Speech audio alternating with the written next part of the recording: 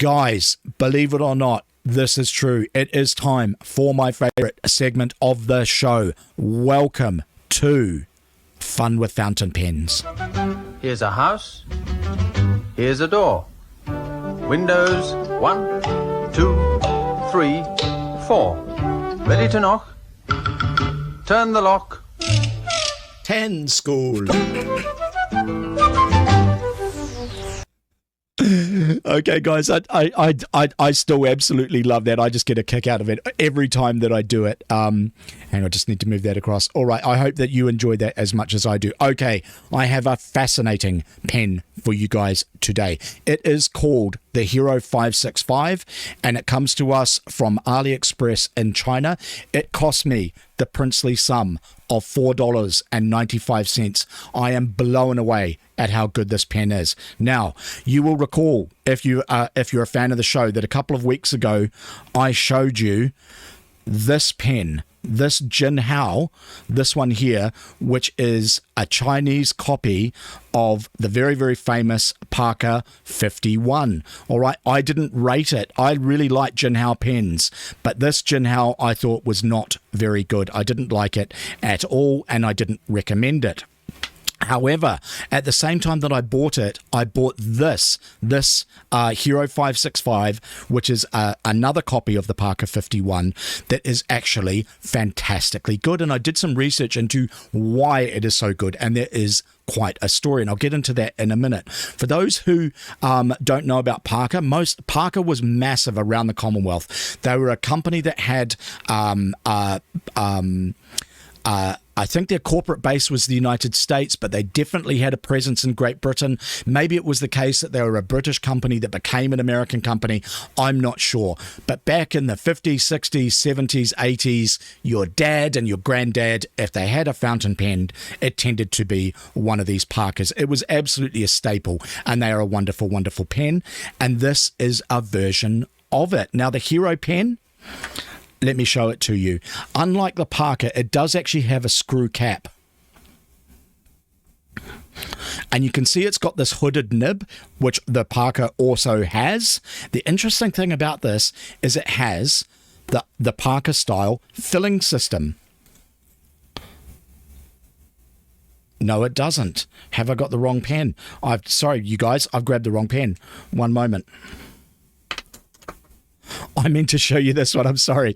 This is the Hero pen. All right. It's got the same filling mechanism as the Parker, which is called, I can't remember if this is called the aromatic or the, yes, the aromatic. All right. Now the Parker has the same filling mechanism where what there is there's a rubber, there's a rubber tube inside this pen, and what you need when you want to fill it, you dip it into a bottle of ink, and there's a little bar here that you press, which compresses the tube, all right, to push all of the air out, and when you release it, it sucks ink up into the pen. Now, the thing that really impressed me about this is just what a fantastically smooth writer it is. I am absolutely blown away at how this pen just glides across the page. As steel nib pens go, this is just remarkably smooth. And on a $4 pen, it is astonishing to get one that is this good.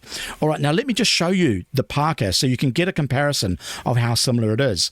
On the real Parker, you can see that the clip is very, very different, but it has the same hooded nib, and it has this similar rubber tube aromatic filling system. Now, it is such a good copy, I wanted to know what had happened with it, and it turns out there is a bit of a story there. Back in the 1970s, Parker decided that they were going to move into the Asian market. Now, they were massive around the Anglosphere and countries like Canada, Australia, and Great Britain. You know, Margaret Thatcher used a Parker pen. Elizabeth II used a Parker pen. But they were looking to get into Asia, and they were looking for a manufacturer. So in 1979, they hit up this company Hero and said, look, here are the specs for how we make fountain pens. What we want you to do is to build Parker pens in Asia, rather in China, and then sell them into countries like South Korea, Japan, and Taiwan, if you're keen. And Hero said, yes, we'd love to. So Parker gave them the specs for how they do pens, all of their machining, all of their processes, just everything. It was a knowledge dump of everything that Parker knew about making a Parker 51 and a Parker 21 pen. Hero, at their own cost, set up that entire supply chain, that entire manufacturing chain to produce these pens. They sent Parker in the United States 100 that they had manufactured for Q&A. Parker quite liked the pens and said, look, this is pretty good. Could you make these improvements? And then we can do business. So Hero did that. Another 6 months later, they sent them another 100 pens. This time they were pretty good. What had happened in the meantime is the dude whose name I now forget, who was the vice president inside Parker, who was pushing to do business in Asia, sadly passed away, and Parker lost interest in doing the deal. So to depart on good terms with Hero, they said, look, we're no longer interested in doing the deal, but as a sign of good faith, you can keep all of those designs.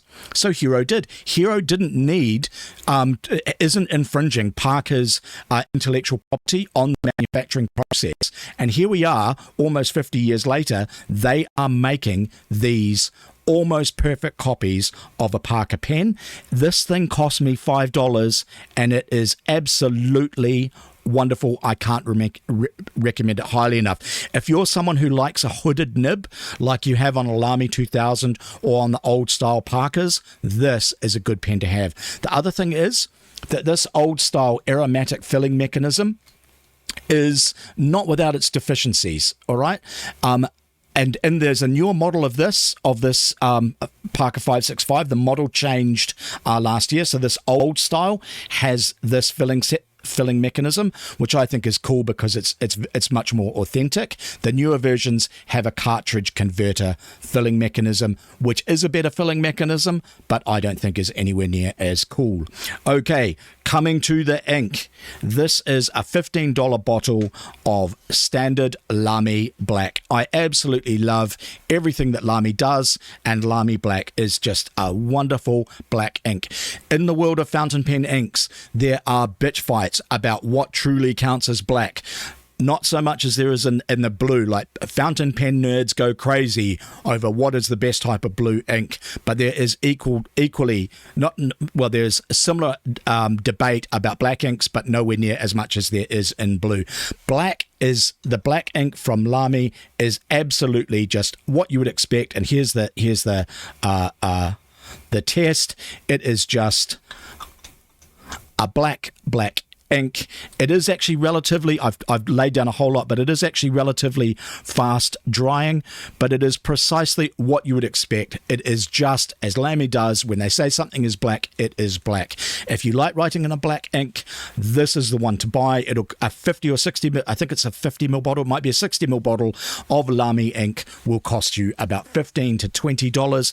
It is a steal. As black inks go, it is the one to have. Okay, guys, so that is fun with fountain pens for this Sunday.